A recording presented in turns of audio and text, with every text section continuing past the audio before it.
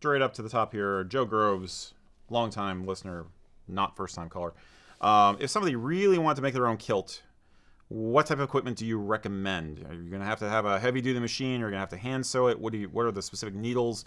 You know, what's the devil in the details if you want to really set up gear for making a kilt?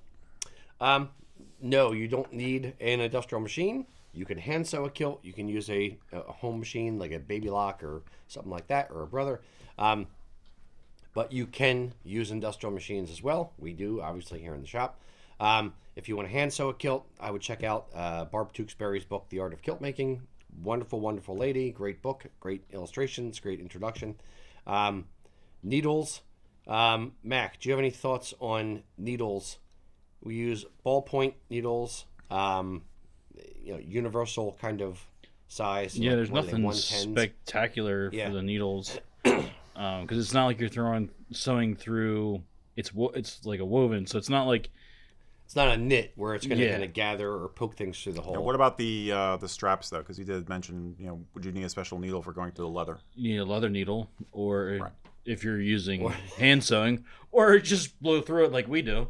It's fine. Exactly. It's you test it and see what your machine can handle. It might break, it might not. You'll figure it out. Our sewing machine tech, the guy that comes in and services our machines when something really goes wrong that we can't fix, constantly tells us this machine is not supposed to do the things you make it do. Right. We're like, nah, it's fine, Robert. It's fine. It works. It's good. So he gets very angry at us. But c'est la vie. When you buy kilt straps, if you find a place where you can buy them, you can occasionally find them with pre-punched holes in a square pattern on the back side to actually hand sew it to your kilt. If you can't find those, you can always take a drill and a very tiny drill bit and take the kilt strap and put it on a block of wood and then just drill a pattern in the butt end of the strap. And then you can actually just hand sew through those holes. You don't want to try to hand sew and poke holes through the leather. Depending on how thick the leather is, it will be nigh on impossible. And you will put holes on the other side of your thumb. Well, that's why thimbles were invented. But yeah, you're going to ruin the needle too. Break the needle. Mac and I both look at you with scorn. Thimbles. Psh. They call them old iron thumb. Yeah. Calluses. Pretty much. Calluses the size of Ben Nevis.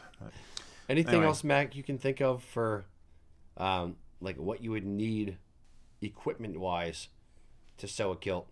You don't need... There's nothing specific like a particular machine. I mean, you could go as simple as just thread and needle, or you could go as extensive as all the different machines to different parts of the process. So there's a gamut you can run.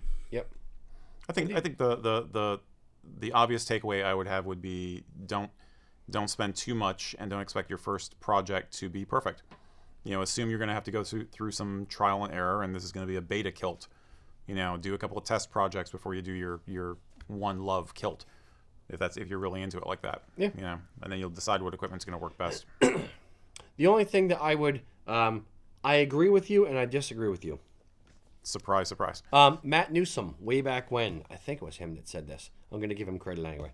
We were talking about, getting cheap fabric for your first kilt because you're going to screw it up, you're going to hate it, and da-da-da-da-da. Mm-hmm. Matt's point was, yes, but if you start off with poor quality fabric, you're going to not like the kilt, even if it fits well. So if you start off with the right cloth for your kilt, then it'll feel better and it'll hang better, it'll swing better, that kind of thing. Yeah, I think there's a middle ground. I don't disagree, Yeah. And it may be the kilt making snobbery of it, and I'm not calling Matt a snob. I'll include myself in that. I'm thinking like wool is better than an acrylic or something you buy from Walmart or flannel or something like that. But in the same token, if you just go to Walmart and buy flannel bed sheets and make a kilt out of that, Right.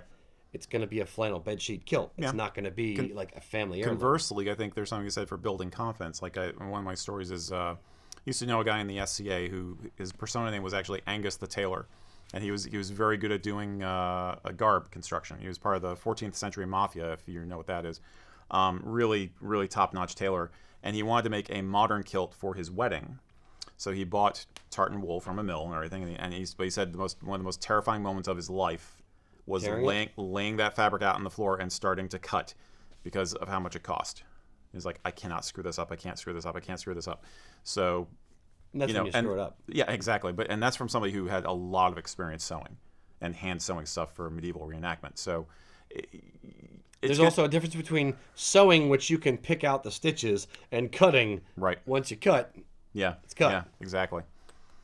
And Mac's like, yup. So what do you guys think? Would you ever try to make your own kilt? It is more daunting than most people realize. Let us know in the comments. If you want to see other videos where we talk about making kilts, check out this playlist over here.